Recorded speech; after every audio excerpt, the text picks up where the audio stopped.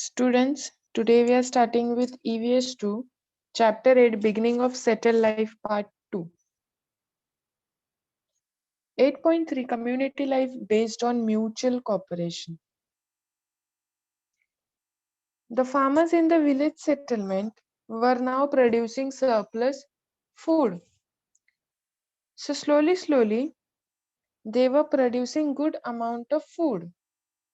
And as we discussed in 8.2, now they would store the food for the longer period of time, and hence some men and women got the spare time for experimentation, and they started making various things.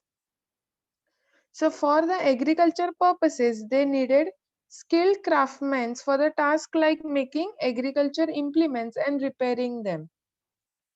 So such craftsmen were paid in the form of food grains or other articles. Also, the craftsmen needed to bring the raw material from which they were making the tools from the long distance places. And the price for the raw material was also paid in the form of food grains or some other articles. Thus, the barter system of buying and selling was established. The barter system also began to be used when there was a need to obtain raw material. What is a barter system? Barter system is a give and take of different things.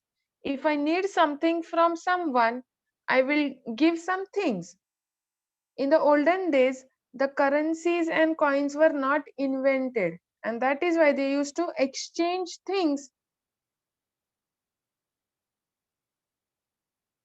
Uh, they used to exchange things for some other thing. If I have food grains and if I want some cloth or some pots from anyone else, I would give some amount of food grains and take the pot or some cloth from some other people.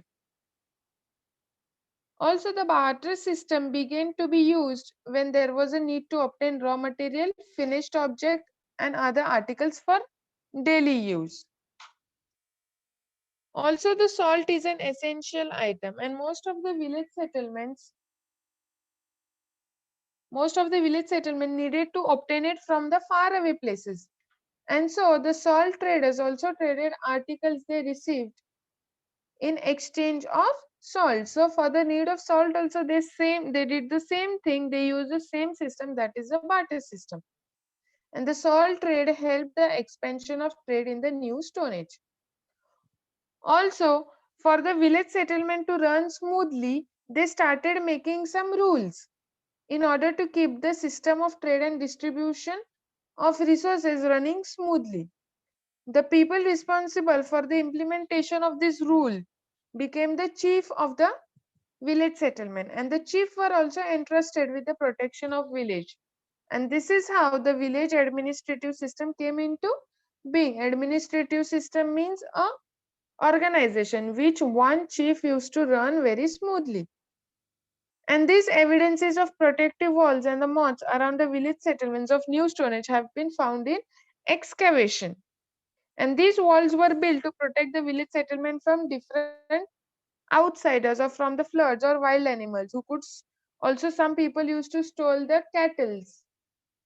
So to protect themselves from these things, they built up protective walls. The next point is structure of houses. So the houses at the beginning of New Stone Age were made of wattle and daub. Wattle and daub is a sticky clay, is a sticky substance that could stick easily to some bamboos or the stick.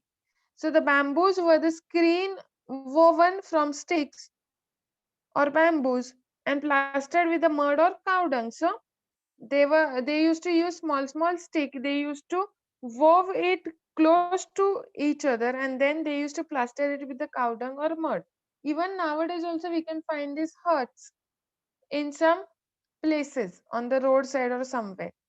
And later the population of village settlements grew because food was available in plenty. And the village settlement became permanent and expanded. As they were doing agriculture in one place, they had to settle down there for some time. So they started settling there permanently. People began to build quadrangular houses of sun-dried bricks. And some houses appear to have more than one rooms, and the houses were built close to each other depending on the local climate. So the regional differences were seen in the style of constructing houses. So as we saw in the EVS-1, there are different houses in the different parts of the country. That is because of the regional differences and the climatic conditions over there. These are the houses built, and they were built very close to each other.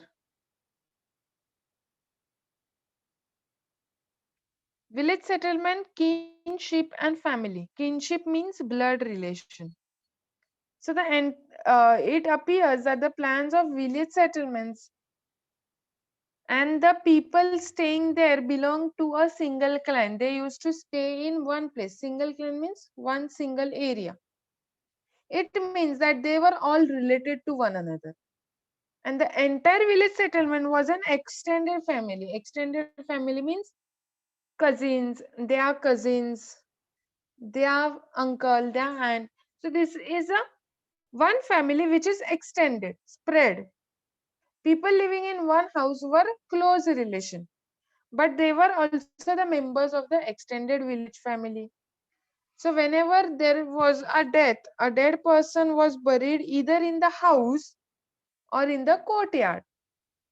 And the idea was that the person's bond with the family should not get cut off even after the death. And that is why they were burying the dead person in the house itself. Also, the families would bury various articles of the dead person for them to use even after the death.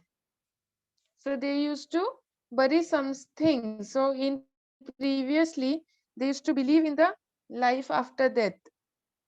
So they used to bury some the articles which belong to that dead person so that they could use it even after their death.